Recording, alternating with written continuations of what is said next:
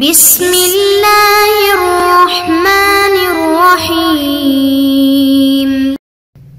السلام علیکم معزز طلباء کرام، آپ سب کیسے ہیں؟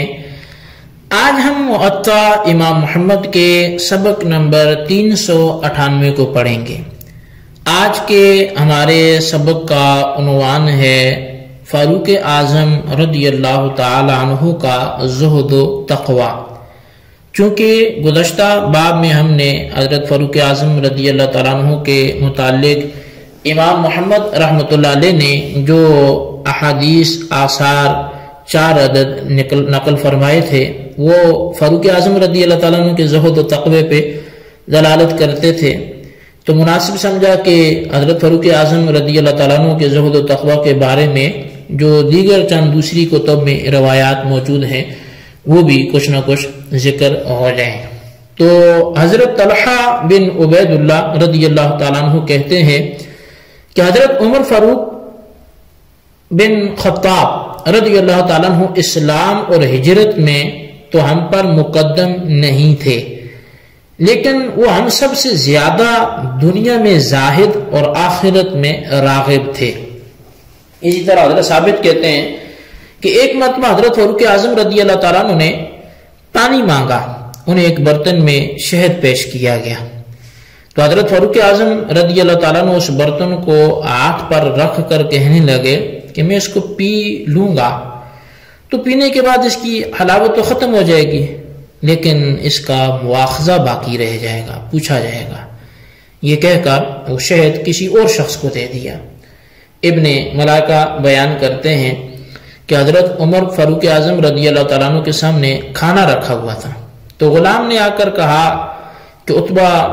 ابو فرقد ملاقات کے لیے آئے ہیں۔ حضرت عمر فاروق اعظم رضی اللہ تعالیٰ عنہ نے کہا کہ عتبہ کس کام سے آئے ہیں، ان کو بلاؤ۔ عتبہ آئے تو دیکھا کہ حضرت عمر رضی اللہ تعالیٰ عنہ کے سامنے روٹی اور زیتون کا تیل رکھا ہوا تھا، تو حضرت عمر رضی اللہ تعالیٰ عنہ نے کہا کہ آؤ عتبہ کھانا کھاؤ۔ وہ کھانے لگے تو وہ سخت روٹی تھی جو اس کے حلق سے نیچے نہیں اترتی تھی۔ انہوں نے کہا اے امیر المومنین، کیا آپ کے ہاں میدے کی نرم روٹیاں نہیں ہیں؟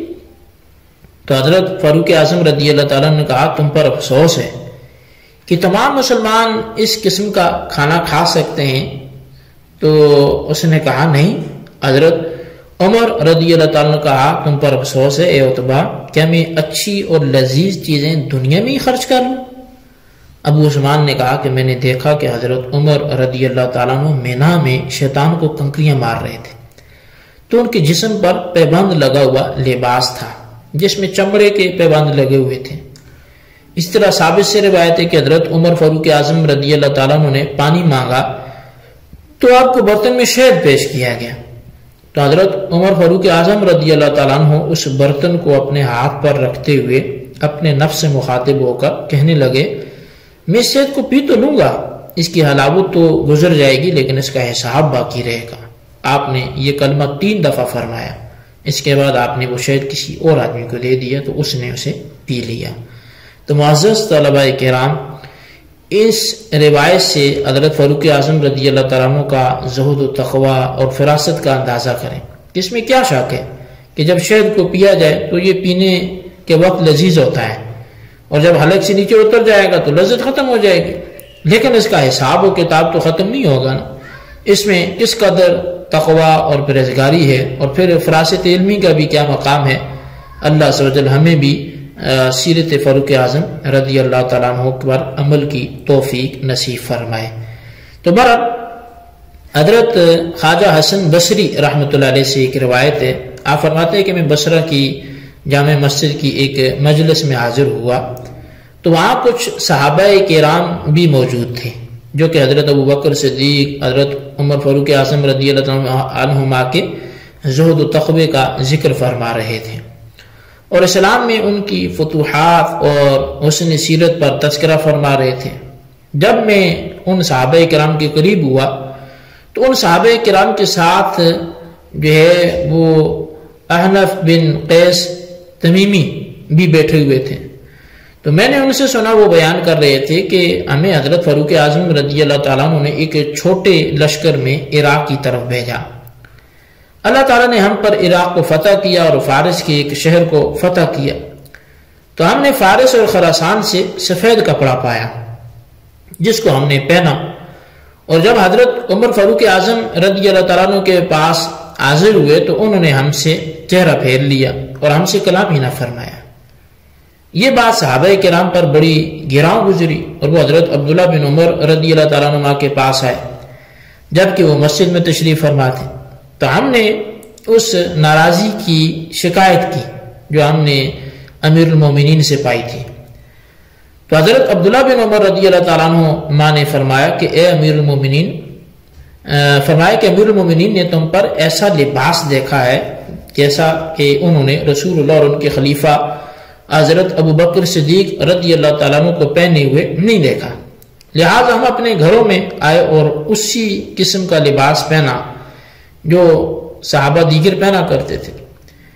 تو جو ہم پہلے پہنتے تھے۔ تو حضرت فاروق اعظم رضی اللہ عنہ کے پاس حاضر ہوئے، آپ کھڑے ہوئے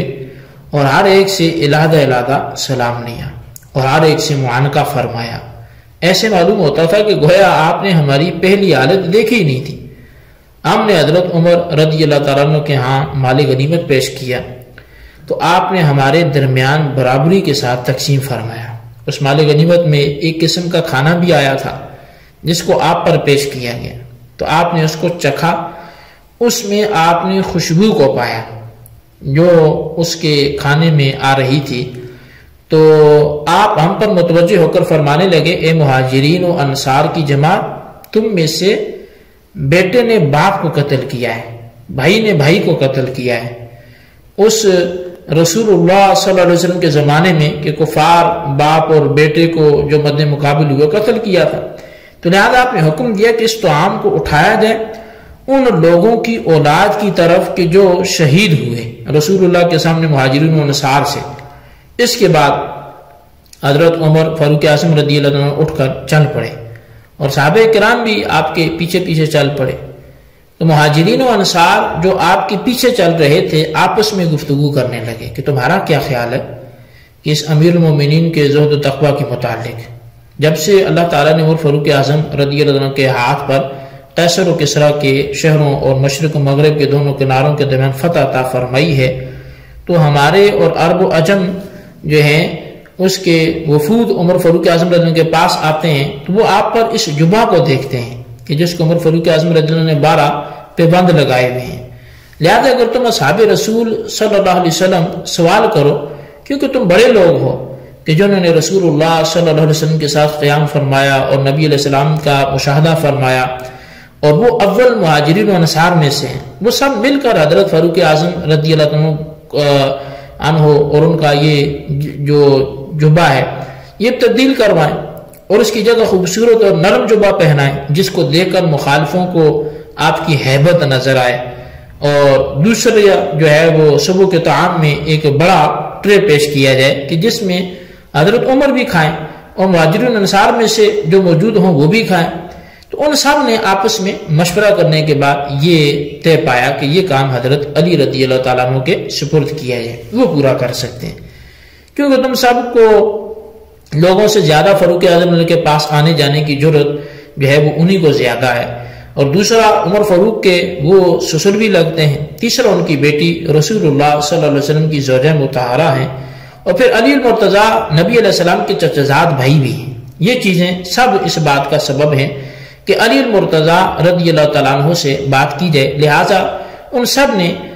علی رضی اللہ تعالیٰ سے ایک بات کی، تو حضرت علی رضی اللہ تعالیٰ نے صاف انکار کر دیا، لیکن ان کو مشورہ دیا کہ تم رسول اللہ صلی اللہ علیہ وسلم کی ازواج مطہرات کے پاس چلے جاؤ، ان کو یہ قوت حاصل ہے، اس لیے کہ امہات المومنین ہیں۔ احنف بن قیس کہتے ہیں کہ ان سب نے حضرت عائشہ صدیقہ رضی اللہ تعالیٰ عنہ حضرت حفصہ رضی اللہ تعالیٰ عنہما سے عرض کی، جبکہ وہ دونوں اکٹھی بیٹھی ہوئی تھی، تو سیدہ عائشہ صدیقہ ام المومنین نے فرمایا کہ اے امیر المومنین، میں امیر المومنین سے بات کرتی ہوں، لیکن سیدہ حفصہ رضی اللہ تعالیٰ نے فرمایا کہ میرا خیال ہے کہ وہ تمہاری بات نہیں مانیں گے بلکہ تجھ پر کوئی دلیل اور بحث پیش کریں گے، لہٰذا دونوں امیر المومنین عمر فاروق اعظم رضی اللہ تعالیٰ عنہ کے پاس حاضر ہوئیں۔ تو آپ نے ان دونوں کو قریب کیا۔ سیدہ عائشہ ام المؤمنین نے فرمایا کہ اے امیر المؤمنین کہ مجھے بلکہ سیدہ عائشہ صدیقہ عتیقہ رضی اللہ تعالیٰ عنہ نے فرمایا کہ اے امیر المؤمنین مجھے اجازت دیں کہ میں آپ سے کچھ بات کروں۔ تو حضرت فاروق اعظم رضی اللہ عنہ نے فرمایا کہ آپ فرمائیے۔ تو نبی پاک صلی اللہ علیہ وسلم کی جو زوجہ ہیں حضرت عائشہ صدیقہ رضی اللہ تعالی عنہا، تو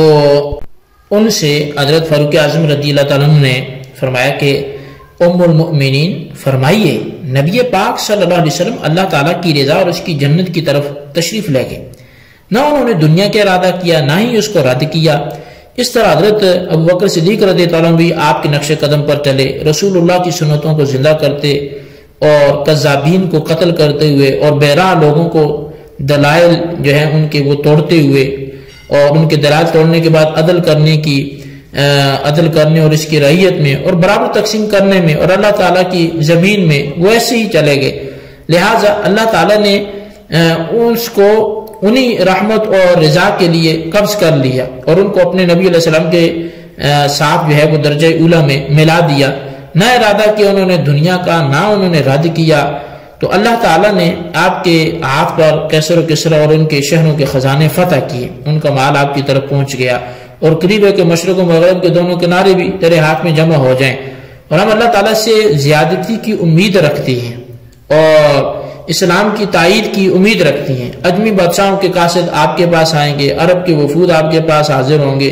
آپ کے اوپر یہ جبہ جس میں 12 پابند لگے ہوئے ہیں، اگر اس کو آپ کسی نرم کپڑے کے ساتھ تبدیل کر دیں کہ جس میں دیکھنے والوں کے لیے ہیبت ہو، اور آپ پر صبح کے وقت شام کے وقت ایک بڑا برتن پیش کیا جائے جس سے آپ بھی کھائیں اور مہاجرین و انصار آپ کے ساتھ موجود ہوں وہ بھی کھائیں، اس پر حضرت فاروق اعظم رضی اللہ عنہ رونے لگے اور روئے بھی بہت زیادہ۔ پھر فاروق اعظم رضی اللہ تعالیٰ نے فرمایا اے عائشہ ام المؤمنین، میں تجھ سے پوچھتا ہوں کہ تم جانتی ہو اس بات کو کہ نبی پاک صلی اللہ علیہ وسلم نے اس دن یا 5 دن یا 3 دن ہی پیٹ بھر کر گندم کی روٹی کھائی ہو، یا صرف 2 وقت کا کھانا ہی پیٹ بھر کر کھایا ہو، یہاں تک کہ آپ اللہ کو پیارے ہو گئے؟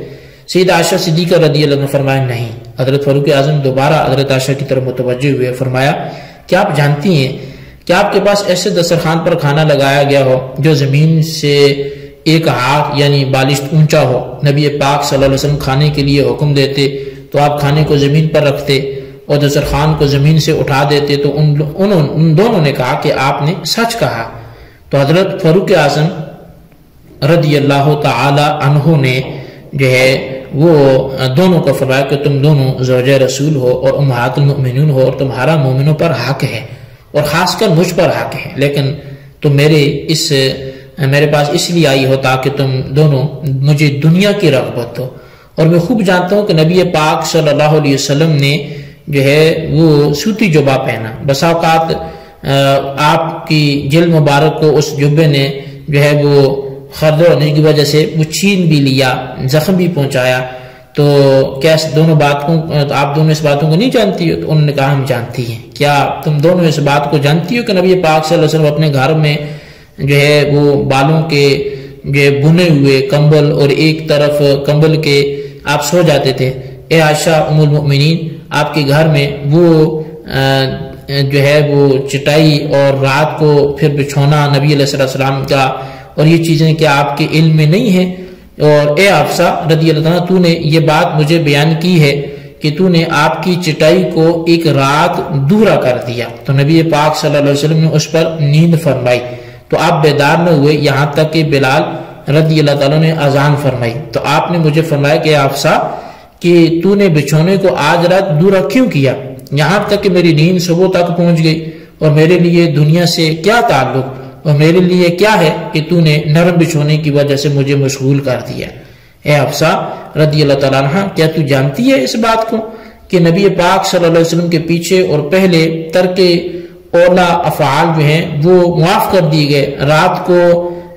بھوکے سوئے اور صبح کو اٹھے تو آپ سجدے میں تھے اور ہمیشہ رکوع اور سجدہ کرتے رہے، دن اور رات کی گھڑیوں میں اللہ تعالیٰ کی بارگاہ میں آہوزاری کرتے ہوئے روتے رہے، یہاں تک کہ اللہ تعالیٰ نے آپ کو اپنی رحمت اور رضا کی طرف بلا لیا۔ تو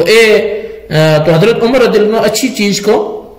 جو ہے وہ نہیں کھائے گا، نہیں، نہ آپ نے اپنے بارے میں کہ عمر کے اب پھر اچھی چیز کو نہیں کھائے گا اور نہ نرم چیز کو پہنے گا۔ تو اس کے لیے وہی طریقہ پسند ہے جو نبی پاک حضرت ابوبکر صدیق رضی اللہ عنہ نے اختیار فرمایا، اور میں دسترخوان پر سوائے زیتون کے اور نمک کے 2 قسم کے سالن جمع نہیں کروں گا، اور میں نہیں کھاؤں گا گوشت کو مگر 1 مہینے میں 1 دفعہ، یہاں تک کہ گزرے اتنا وقت جو گزرے ہے اس سے پہلے۔ تو یہ دونوں امہات المؤمنین حضرت عمر فاروق اعظم رضی اللہ تعالیٰ عنہ سے پوری گفتگو کرنے کے بعد صحابہ کرام سے آ کر ملی، انہوں نے پوری گفتگو آ کر سنائی جو امیر المومنین سے ہوئی تھی، لہٰذا فاروق اعظم ہمیشہ اسی حال پر رہے یہاں تک کہ وہ اللہ تعالیٰ سے جا ملے۔ تو معزز طلبہ کرام، اس سے بڑی لمبی کنز العمال کی حدیث پاک تھی جس کا میں نے خلاصہ آپ کے سامنے رکھا۔ تو اس میں حضرت فاروق اعظم کے بلند پایا تقوی اور مجسمہ سنت رسول ہونے پر کافی دلائل موجود ہیں۔ حضرت عمر رضی اللہ عنہ کو دنیا ہرگز پسند نہیں تھی، اور نہ ہی دنیا کی جو ہے وہ آپ کو شو پسند تھی۔ ہمارے پورے صحابہ کرام بما امہات المؤمنین سب کی یہ آرزو رہی کہ حضرت فاروق اعظم اچھا لباس پہنے، اچھا کھانا کھائیں، لوگوں کے سامنے جو ہے وہ اچھے لباس میں آئیں، تو اچھے لباس کی وجہ سے روب و دبدبہ نظر آئے۔ لیکن حضرت فاروق اعظم کی ایک ہی دلیل تھی کہ چاہے آسودگی کا زمانہ آ چکا ہے کہ میں لباس بھی وہی پھر بھی پہنوں گا جو نبی پاک صلی اللہ علیہ وسلم نے پہنا، حضرت صدیق اکبر نے پہنا۔ تو یہ ان کا زہد و تقویٰ تھا۔ اللہ ہمیں بھی نصیب فرمائے، ان پر اپنی کروڑوں رحمتوں کا نزول فرمائے